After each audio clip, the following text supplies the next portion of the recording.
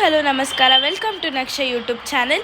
ನಾನು ಈ ದಿನ ದೇವರ ಪ್ರಾರ್ಥನೆಯನ್ನು ಮಾಡುವ ಮೂಲಕ ನನ್ನ ಯೂಟ್ಯೂಬ್ ಚಾನಲ್ ಶುರು ಮಾಡುತ್ತಿದ್ದೇನೆ. ಯಾರೆಲ್ಲ ನನ್ನ ವಿಡಿಯೋ ನೋಡುತ್ತಿದ್ದೀರಾ, ನನ್ನ ಚಾನಲ್ಗೆ ಲೈಕ್ ಮಾಡಿ, ಶೇರ್ ಮಾಡಿ, ಸಬ್ಸ್ಕ್ರೈಬ್ ಮಾಡಿ ಹಾಗೂ ಬೆಲ್ ಐಕಾನ್ನ ಕ್ಲಿಕ್ ಮಾಡಿ.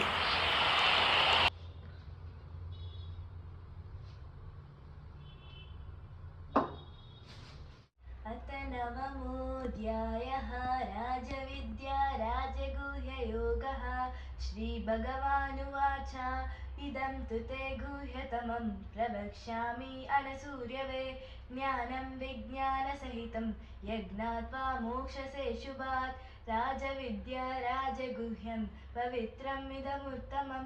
प्रत्यक्षावगमं धर्म्यं सुसुखं कर्तुमव्ययम्। अश्रद्धधानाः पुरुषा धर्मस्यास्य परन्तपा। अप्राप्य मां निवर्तन्ति मृत्युसंसारवर्त्मनि। मया ततविदं सर्वं जगदव्यक्तमूर्तिना। मस्तानि सर्वभूतानि न चाहं तेष्वस्थितः, न च मस्तानि भूतानि पश्य मे योगमैश्वरम्।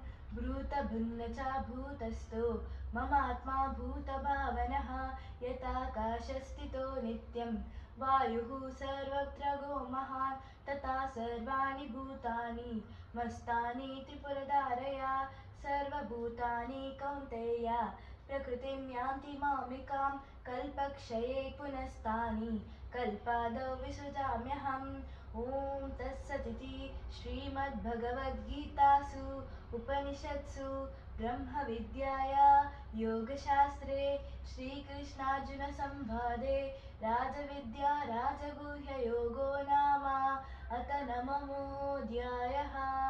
श्रीकृष्णार्पणमस्तु, श्रीगुरुचरणार्पणमस्तु।